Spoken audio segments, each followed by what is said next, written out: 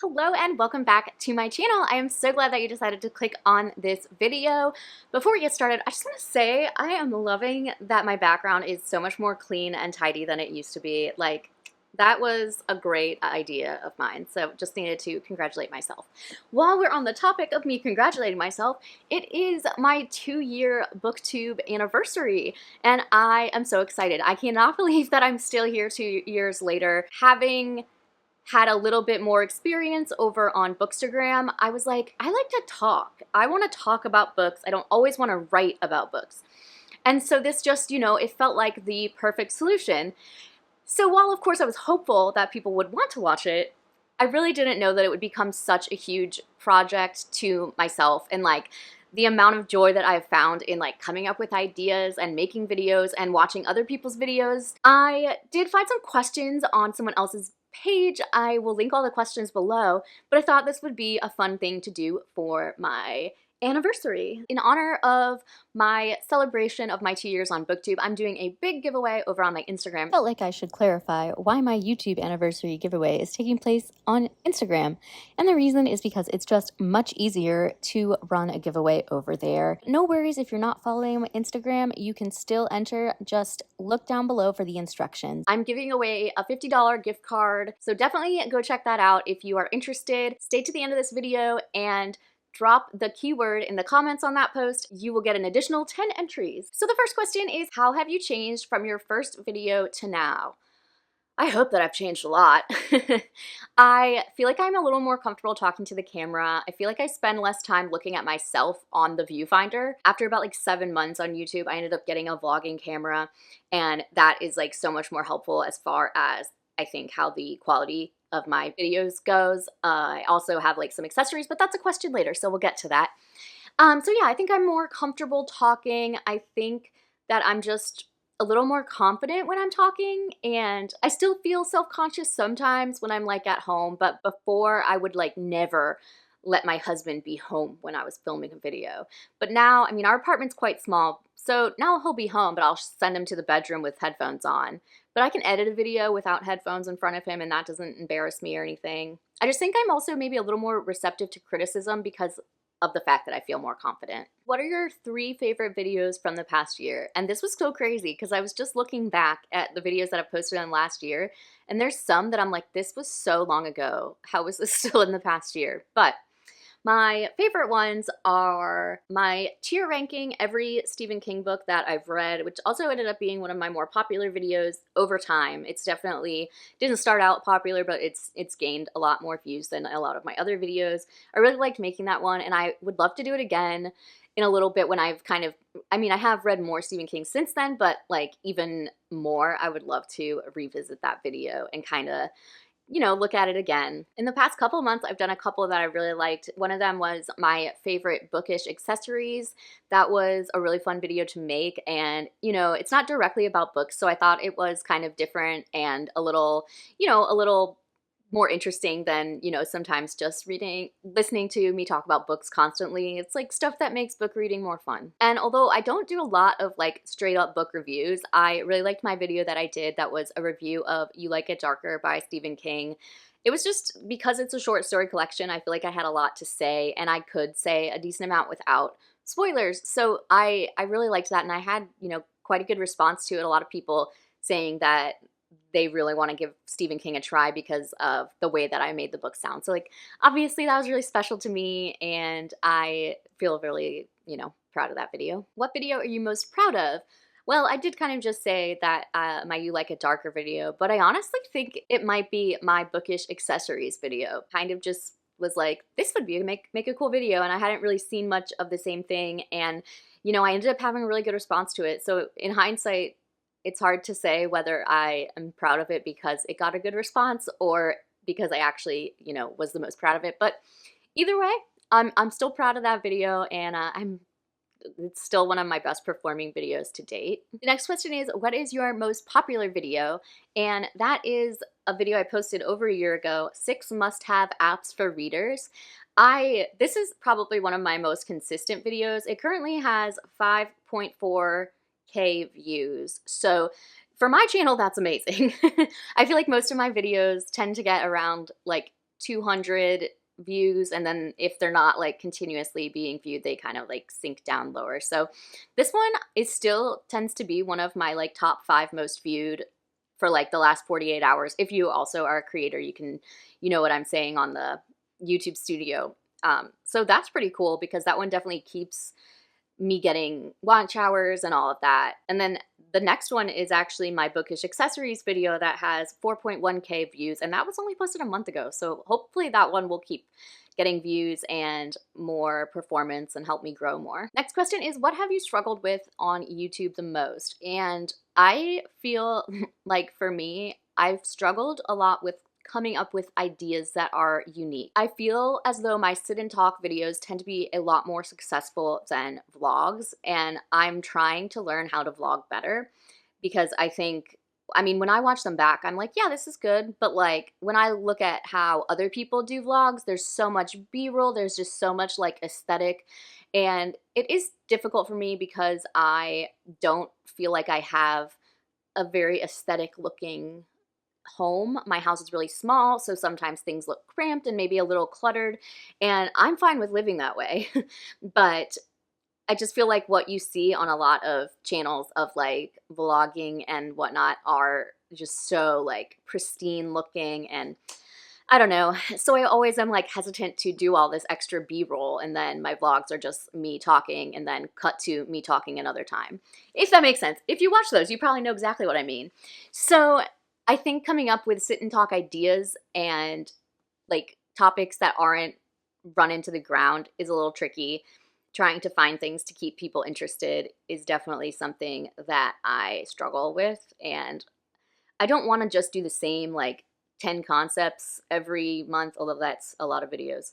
8, 7 concepts, you know, a wrap up, look ahead at the next month's releases, like a TBR, my little reading vlog of my 5-star. Like I don't want to just do that. I want to incorporate a lot of like other types of stuff, but it's just kind of can be tricky to really think of unique ideas. What is the hardest thing about creating videos on YouTube? And along with like it being hard to come up with ideas, it's hard sometimes to balance what do people want to see with like what do I want to make, because I want to obviously make content people want to watch, but like I like making vlogs, so I want to make them that people want to watch. People just don't seem to like the ones that I make.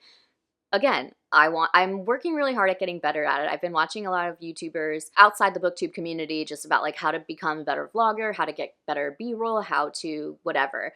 And so I'm really working on that. And that's like definitely a goal for my next year here on YouTube. Have you had to deal with negative feedback or comments, and how did you deal with it? I really haven't. Most of my comments are either very kind or constructive. I'm also shockingly not as sensitive as I am in like real life. I don't know. People generally don't say anything to me. I don't think I'm really big enough to get too many negative comments. But I feel like as my channel's gotten a little bigger, I've just become a little more receptive to criticism and just general comments on how to be better at this, because I think I really, want to do better. So it's a little easier for me to take that stuff and say, okay, well, how can I use this, instead of being offended by it. So I'm very lucky on the front that I haven't really had to deal with too much negativity or people criticizing me in a way that I like take personally. Next is shouting out a big supporter of your channel. And outside of like, my dad and my husband and some of my friends, I have 2 people that I feel like watch every video, comment on every video, and like always are like engaging in a real like way, if that makes sense. And the first one is Ellen Made Book Club. She is just always giving me feedback and like responding to the things that I ask at the end of my videos, questions I say, and it's just really nice. I always know she's going to be there to like really encourage me. And then the other one is Maeve Ever Reading. She also does a manga channel, so if you are interested in manga, definitely go check her out.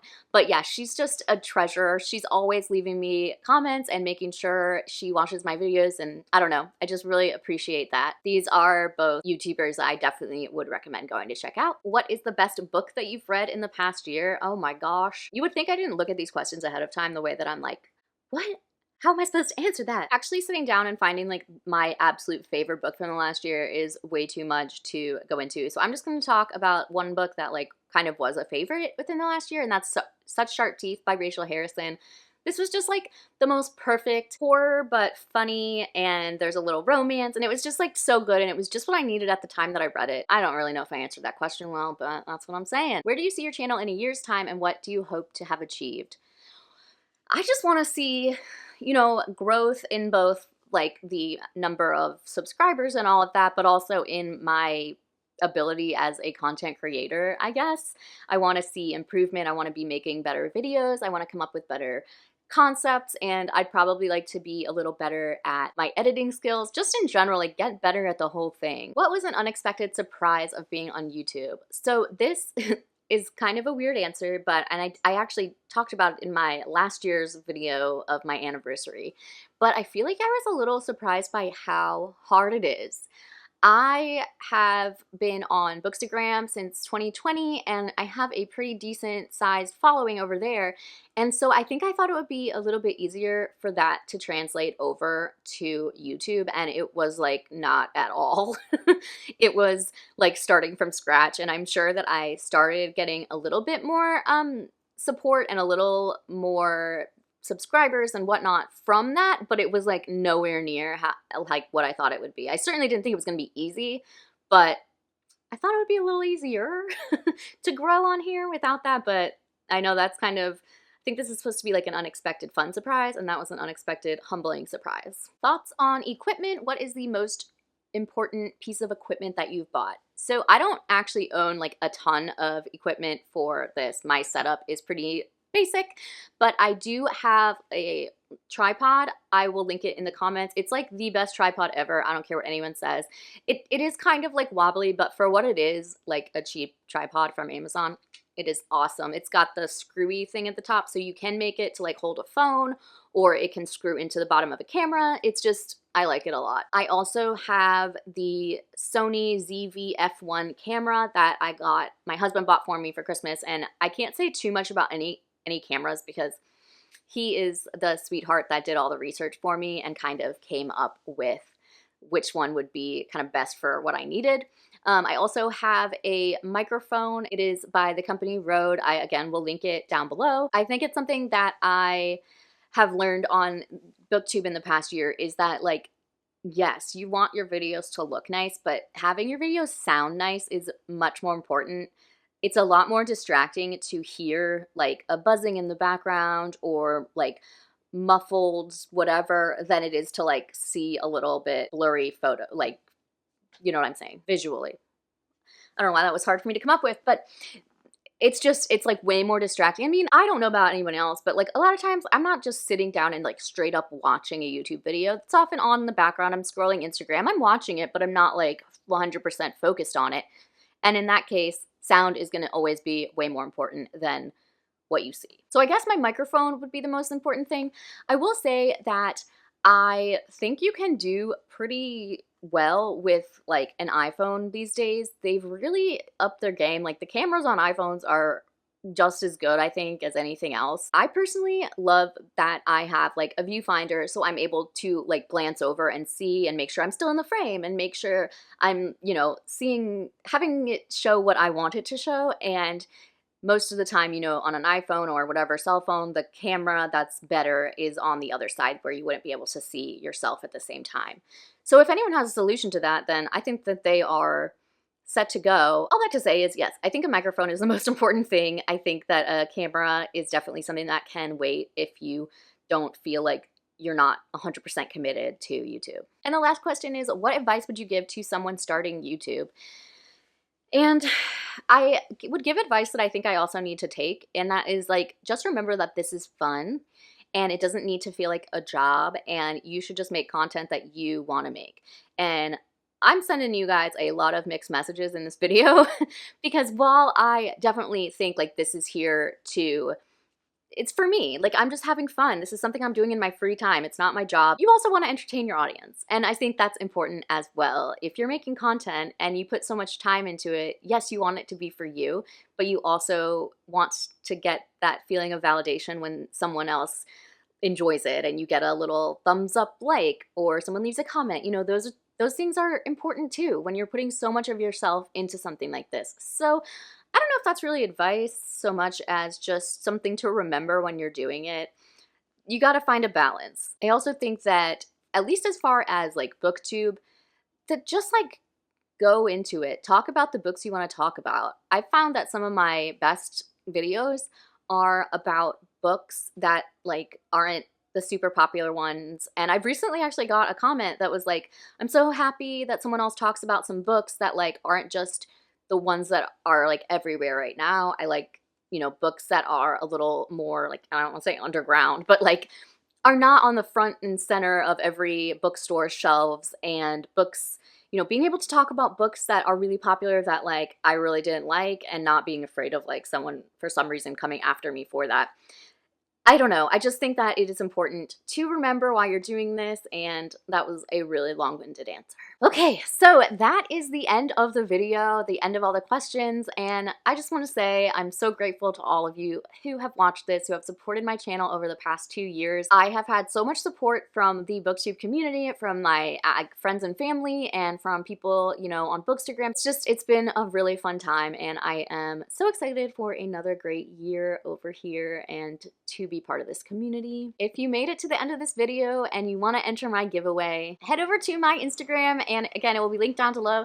And what I want you to write there, so I know you watched this video, is All-Star Break, because we are about to hit the MLB All-Star Break, and it's halfway through the season, so that's how we're going to document this. So once again, if you want to enter my giveaway and get 10 extra entries, go over to my Instagram and type All-Star Break in the comments. So with that, I'd like to thank you so much for watching this video, and give it a thumbs up if you enjoyed it, subscribe if you enjoyed it, and hopefully I will see you very soon in the next video. Bye!